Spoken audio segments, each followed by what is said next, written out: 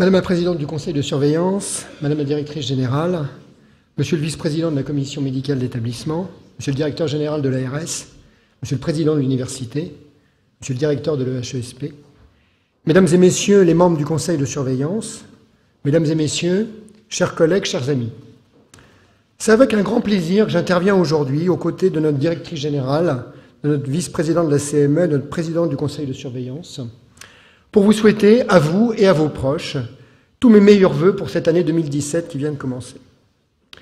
Ces vœux sont pour moi l'occasion de rappeler les liens forts, très forts même, qui existent entre le CHU et la faculté de médecine.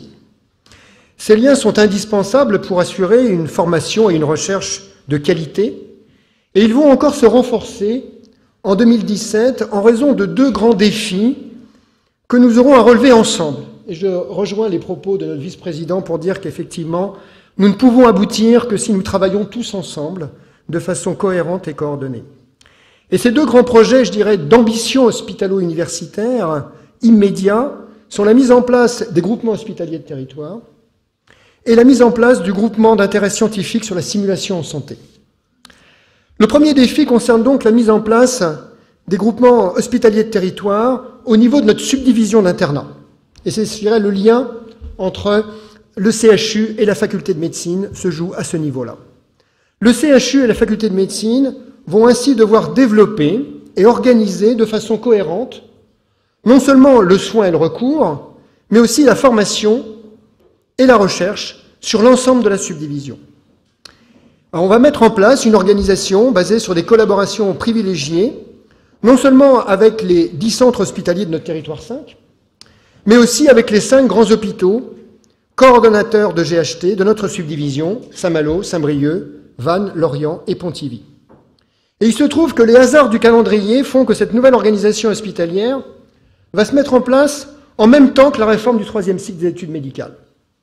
Cette convergence de calendrier constitue une opportunité que nous allons saisir pour développer des projets pédagogiques innovants au niveau de la subdivision. La réforme prévoit en effet la constitution de commissions locales de coordination de chaque spécialité, chargées d'assurer la coordination des enseignements et le contrôle des connaissances.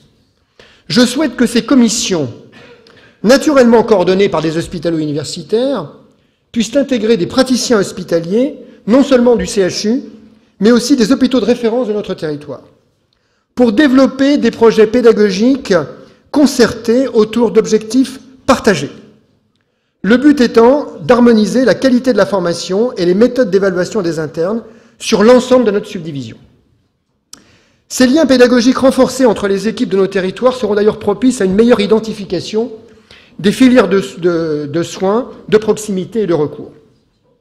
Simultanément, nous allons développer la formation des personnels médicaux et paramédicaux à la recherche dans les hôpitaux de notre territoire. Nous allons aussi mettre à disposition de ces hôpitaux des ressources méthodologiques du CHU pour aider à l'émergence de projets de recherche qui seront portés par ces établissements. Cette animation régionale de la recherche devrait aussi permettre de faire profiter les patients de ces établissements de certains protocoles innovants promus par notre établissement. Ces liens renforcés nous permettront ainsi de mettre en œuvre une gestion prospective des postes médicaux et de proposer à nos internes des débouchés privilégiés entre les hôpitaux de notre subdivision, renforçant ainsi les liens entre le CHU et ces hôpitaux. Notre deuxième défi concerne la mise en place du GIS, plateforme hospitalo-universitaire de simulation en santé rennaise, entre le CHU et l'université. La faculté de médecine, le CHU et l'université, ainsi que l'ARS, ont largement investi depuis plusieurs années dans des achats de matériel permettant non seulement l'apprentissage des gestes techniques, simples ou complexes, mais aussi la mise en situation des professionnels de santé dans des contextes d'urgence et de réanimation, par exemple chez l'adulte, chez le nouveau-né ou chez l'enfant. Ces formations procédurales sont aussi complétées par des formations plus de nature science humaine, entre guillemets, formation à l'annonce d'une maladie grave, l'annonce d'un dommage lié aux soins, par exemple. L'objectif maintenant est de former les enseignants à cette nouvelle approche pédagogique, qui nécessite des compétences spécifiques pour en tirer le meilleur parti et de mettre en place des projets pédagogiques cohérents permettant d'optimiser nos ressources matérielles et humaines. L'objectif aussi est de développer des formations pluriprofessionnelles, notamment avec les écoles d'infirmières, les écoles de sages-femmes, permettant aux différents professionnels de santé d'apprendre à travailler ensemble et de façon complémentaire. Comme vous le voyez, cette année va permettre de décliner de grands projets fédérateurs, et je remercie d'avance toutes celles et tous ceux qui pourront s'investir, à quelque niveau que ce soit, dans la mise en place de ces projets. Je vous souhaite une bonne année 2017 à tous.